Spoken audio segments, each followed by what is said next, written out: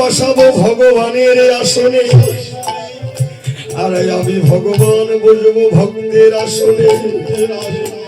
আর ওই রাধা বলে আমি নিজে কেঁদে জগতে কাঁদাবো, তবে সেদিন তোমার চরণ ছাড়াই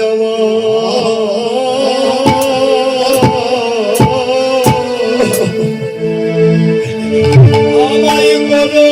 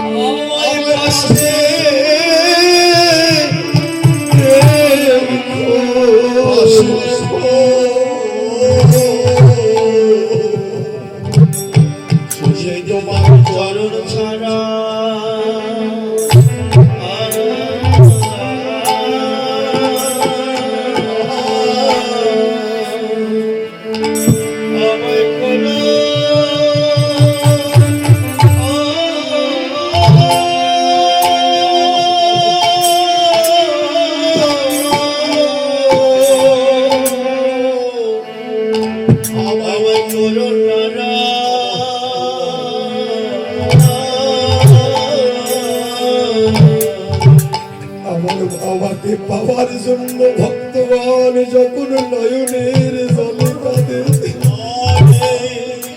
আমি যে সব কিছু সইতে পারি, কোন ভক্ত যদি আমায় পাবার জন্য নয়নের জলে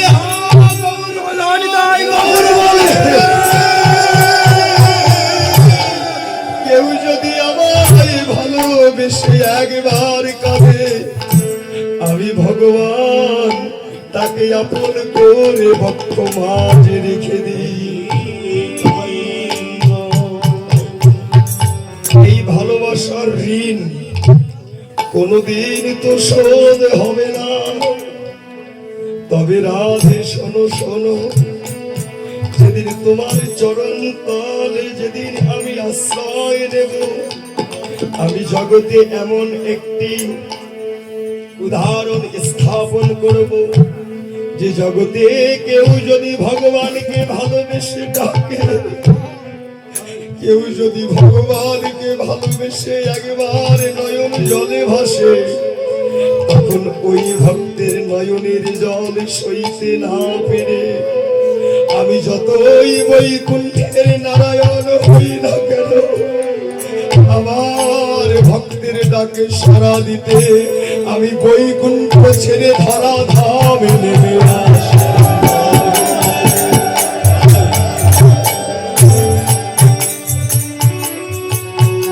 তাই আজ সেই গৌরাঙ্গ মহাপ্রভু রাধা বলে কাঁদছে, ভক্ত ভাব অঙ্গীকার করলেন, যেই না রাগ কাঁদছে আমার রাসলীলার কথা মনে পড়েছে, যে যত শত ব্রজ গোপীগণ ভগবানকে পাবার জন্য এমন করে নয়নের জলে যখন কেঁদেছিল, আমার গৌর হরি সেই যমুনার ভব সুরধ্বনি রে করিল। যমুনা, ভগবান কৃষ্ণ যখন রাসলীলা করেছিলেন, সে যমুনা নদীর পাড়ে, যমুনা নদীর কিনারায় ওই রাসলীলা তিনি করেছিলেন। কিন্তু গৌর বলছেন, যে রাসলীলা করেছিলাম যমুনার কুলে, ওই রাসলীলা করব আজ আমি সুরধরি গঙ্গার কুলে। নিত্যানন্দ বলছে, প্রভু তুমি যে আজকে যমুনার ভাব সুরধ্বনিতে ধরলে, এটা তো তোমার যমুনা নয়। আমার গৌরী বলছে, না না, এটাই আমার সেই যমুনা। গৌরী ডাকছে, যমুনা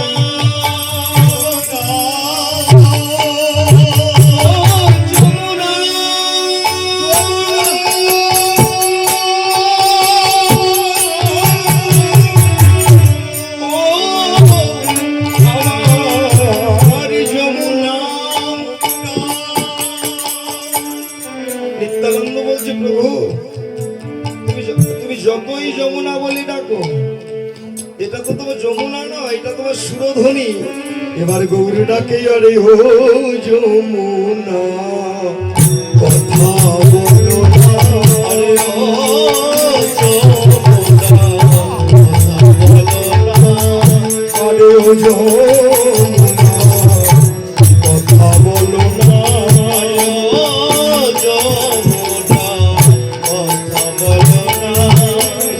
তীরে রাসলীলা করেছিলাম, তুই কি আমার সেই যমুনা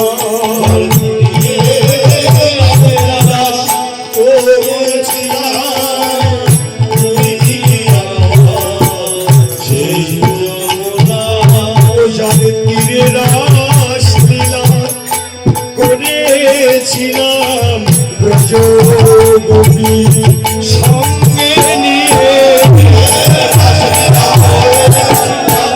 ব্রজ গোপী সঙ্গে নিয়ে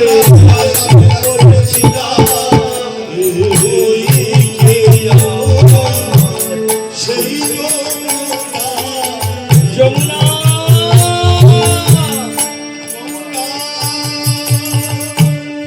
নিত্যানন্দ বলছে, প্রভু এটা তো যমুনা নয়, এটা সুরধ্বনি। মাগো, বৃন্দাবনের পাশ দিয়ে, যে ভারতবর্ষে বৃন্দাবনের পাশ দিয়ে একটা নদী বয়ে চলছে, যে নদীর নাম হলো যমুনা। আর নদিয়া জেলার পাশ দিয়ে একটা নদী বয়ে চলছে, যার নাম সুরধ্বনি গঙ্গা। তা গৌর হরি নদিয়ায় জন্মগ্রহণ করেছেন, সুরধ্বনি নদীর তীরে দাঁড়িয়েছেন। আস্তে আস্তে সুরধ্বনিকে দাঁড়িয়ে দেখছেন, সুরধ্বনিকে দেখে গৌর বলছে, এটা আমার যমুনা। নিত্যানন্দ বলছে, না না, এটা যমুনা তো হতে পারে না, এটা তো সুরধ্বনি। তখন তত্ত্বে বলছেন, ওরে যমুনা কোথায়? যমুনা যে শুধু বৃন্দাবনে ছিল তা নয়, গৌর যে এদেরকে দেখে যমুনা বলছেন, এর তো উপযুক্ত কারণ আছে। তত্ত্ব খুঁজে বের করে বলছেন, যেখানে হয় সাধু গুরু বৈষ্ণবের নমুনা, যেখানে হয় আমার ভক্তের আনাগোনা, সেটাই তো পরিণত হয় শ্রী যমুনা। যেখানে হয় কৃষ্ণ নাম আরাধনা, সেটাই তো হয় শ্রী যমুনা। আচ্ছা, এটাকে যখন যমুনা বললেন, আজ তো গৌর শত শত ভক্তের বদন দেখছেন, তা ভাবছে যেখানে হয় সাধুগুরু বৈষ্ণবের নমুনা, যেখানে হয় আমার কৃষ্ণ গুণগান, সেটাই তো যমুনা। নিত্যানন্দ বলছে না না, এটা যমুনা নয়, এটা সুরধ্বনি, এটা সুরধ্বনি। কেন সুরধ্বনি হবে? সুরধ্বনি কোথায়?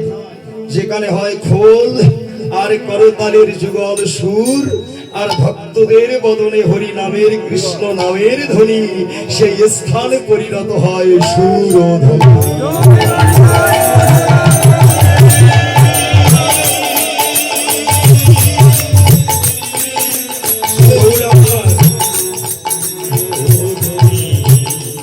আজকে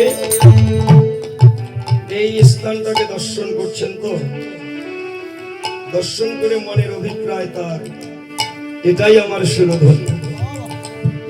হ্যাঁ বাবা, সত্যি তো। বর্তমান আমরা যে জায়গাটাতে বসে আছি মা, এই গ্রামের নাম যাই হোক না কেন, বর্তমান এই মুহূর্ত এই জায়গাটা পরিণত হয়েছে সুরধ্বনি গঙ্গায়। কেননা এখানে আজকে খোল করতাল যুগল হয়ে যাচ্ছে। বলছে যেখানে খোল করতালের যুগল সুর আর ভক্তদের বদনে কৃষ্ণ নামের ধ্বনি, সেটাই তো হয় সুরধ্বনি। এবার তত্ত্ব বলছেন সুরধ্বনি। আহা, দেখুন মা, যদি সুরধ্বনি হয়, সুরধ্বনি মানে তো একটা নদী, এই জায়গাটা কি আসলেই নদী? তত্ত্ব বললেন নদী। হ্যাঁ অবশ্যই। কেন? সুরধ্বনি নদীর তো জলের ধারা বহে, বহে না? সুরধ্বনি তো নদীর জলের ধারা বইবে, তবে যেখানে জল থাকবে সেটাই তো নদী হবে। যদি জল না থাকে তবে তো সে জায়গাটাকে আমরা নদী বলতে পারি না।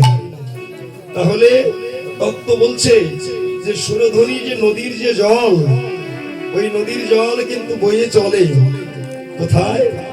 বলছে নদীর জল বইছে, আর বইতে বইতে বইতে বইতে ওই নদীর জল যখন সাগরে গিয়ে পৌঁছায়, তখন কিন্তু নদীর সার্থকতা সে খুঁজে পায়। নদীরা যে ছুটে চলে, ওরা সাগরের দিকে যায়। তাহলে যে নদী সাগরের পানে যায়, যে যদি সাগরের সঙ্গে মিলিত হয়, তখন কিন্তু ওই নদীর বয়ে চলাটা সার্থক হয়। তাহলে এটা যদি সুরধ্বনি হয়, এটা যদি সুরধ্বনি হয়, তাহলে এখানে তো জলের প্রয়োজন। জল ছাড়া তো এটাকে নদী বলা যাবে না। তাহলে এখানে জল কোথায়? তত্ত্বে বলছে জল। তোমরা যদি জল খুঁজতে চাও, জল যদি তোমরা দেখতে চাও, এই সুরধ্বনির তীরের যত ভক্ত আছে, একবার তাদের নয়ন পানে চেয়ে দেখো। যারা ভগবানকে পাবার জন্য নয়নের জলে ভেসে যায়, যাদের নয়নের জলের ধারা বয়, এই নয়নের জলে